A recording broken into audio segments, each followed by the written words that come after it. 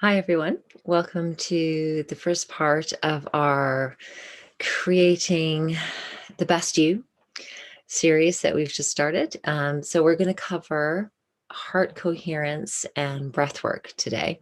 And we just did our first Tuesday Night Live, which has been quite fun. And this is just the background to that. So the Tuesday nights that we continue on from now on, this will just give you a little bit of the science behind it and the reason why we're doing it, and a little bit of music at the end. And I'll also put the link to where the music is from.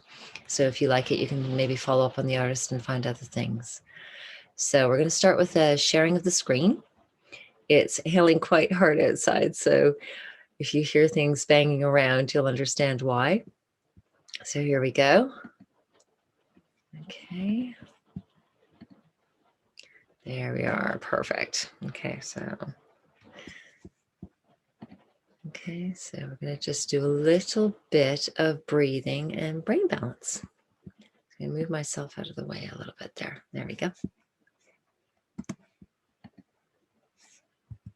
Okay, so this is part of the Create Your Best You series, part 1. And as we said in the introduction, there's several parts to this that are going to come up on the YouTube page shortly. Generally 1 per week. There might be 2 in a week, depending on how many interviews I decide to do or different things of interest that might come up in between. So we'll just kind of follow along and see how things go. Right. So coherence. This is such an interesting thing. The HeartMath definition that we use is that it's an optimal state in which the heart, mind, emotions are aligned and in sync together. And what that means in our body is that our immune systems run better, the hormone systems are balanced, our nervous system between the sympathetic and parasympathetic are balanced.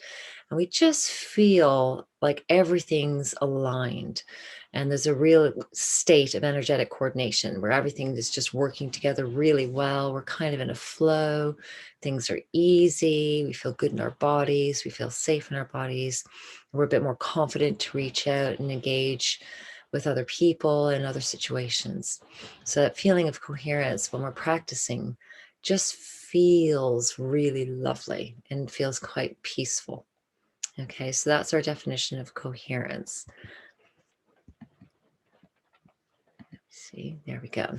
So a lot of people don't realize that there's more nerve supply going from the heart to the brain. So it's really interesting that there's more nerve impulses and more messages going from the heart to the brain. So the heart sends more information to the brain than the brain sends to the heart. And the different signals from the heart do affect the brain centers, particularly in perception, your emotional experience, and how you regulate your behavior and your reactions and responses to things.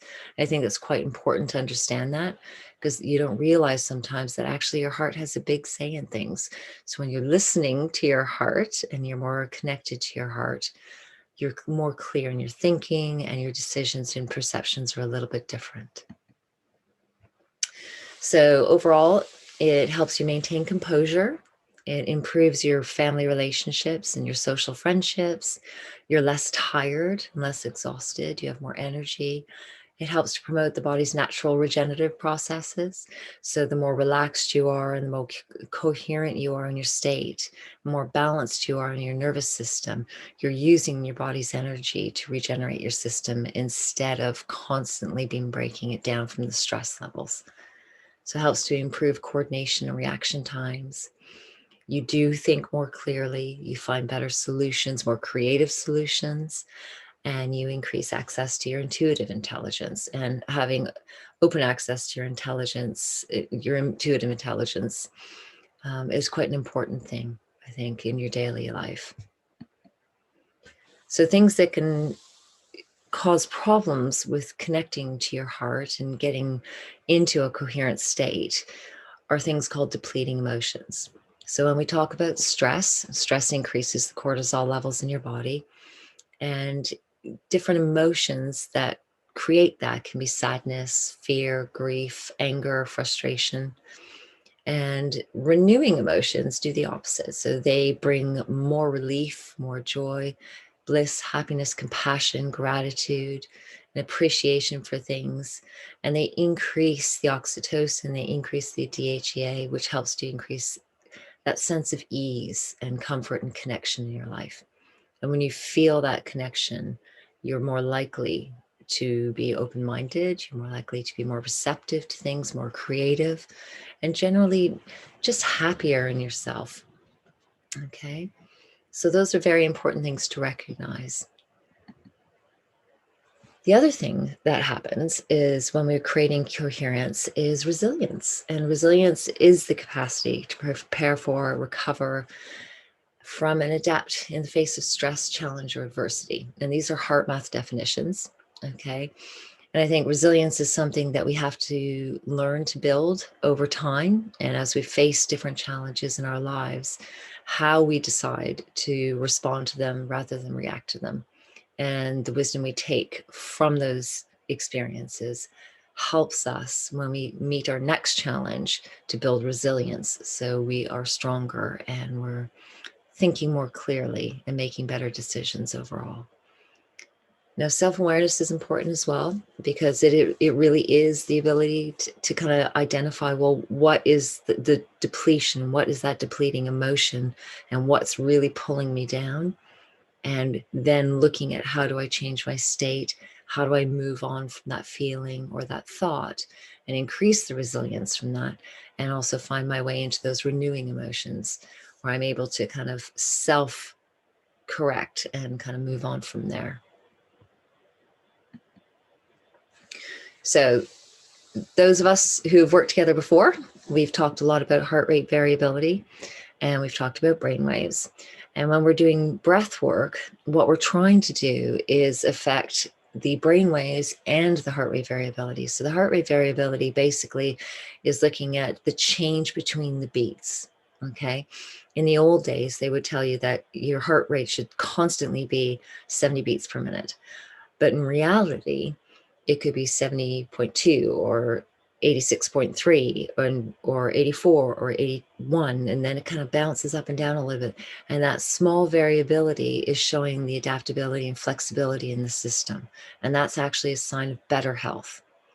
Whereas if you have stress all the time and the heart rate seems to be more static, and there's not a lot of variability, that's inflexibility in the system, and your body is actually breaking down and it's not as healthy as it could be. So how do we change that? Well, we change that by decreasing stress and finding different ways of coping and different mechanisms to do that. So one of the ways we do that is through breathing.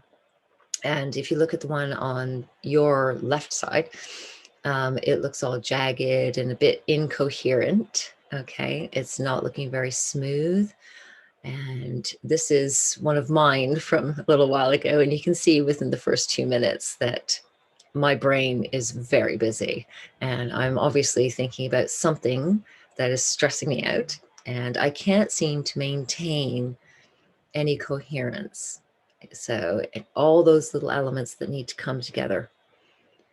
So if you look at the one beside it, you can see how nice and smooth the curves are. There's still peaks and valleys, but it's coherent. It looks nice. It looks relaxing to look at, you know, and whatever I was thinking about there, I was obviously feeling really relaxed and in a really good state. And my breath was really calm and flowing. And I felt really quite happy and blissful and relaxed at that point in time.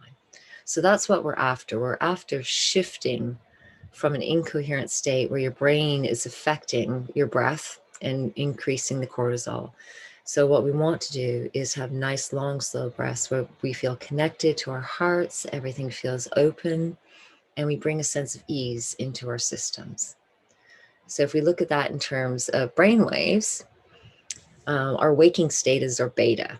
Okay, so you're looking at the green band there. And again, even in beta, you can still be in a coherent state. It's not all these big, crazy, jagged edges everywhere. You can see even through that, there's some nice little slopes and curves.